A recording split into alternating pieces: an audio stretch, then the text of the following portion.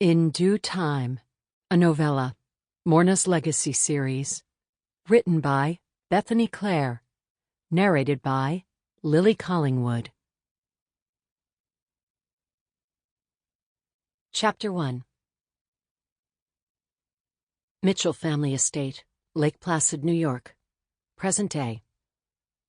I'm not saying I didn't question my sanity the moment I'd relented to Grace's request that I'd take a trip with Cooper to the present to visit his grandparents, alone, without her.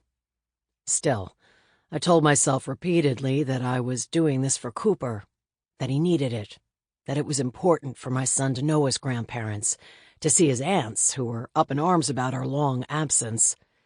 All of that was true, but what's the saying? From the mouths of babes? It's too true. So many children are too smart for their own good, but my kid really does top them all. The squirt was going on 20 as a toddler, and is now 6 going on 40.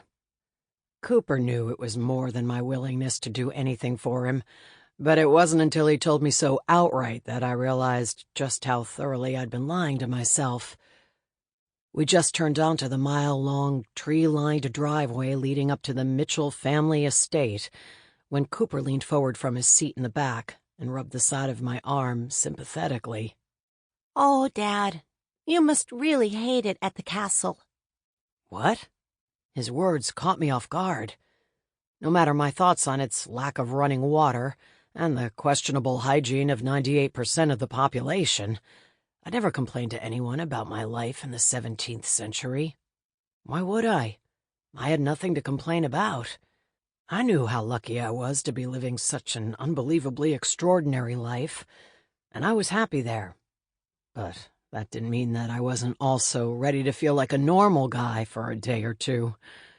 After arriving in the past, I quickly learned that no amount of time there would turn me into a man like Owen and his clansmen.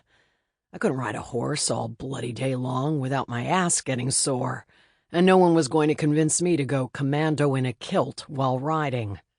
I still couldn't chunk half a tree 20 yards, or drink whiskey like it was water and stay standing for very long.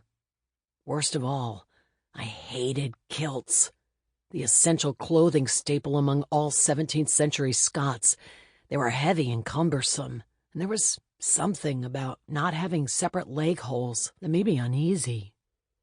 Months of living in the past hadn't changed me from being the modern man I was.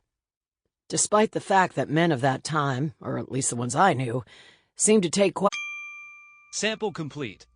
Ready to continue?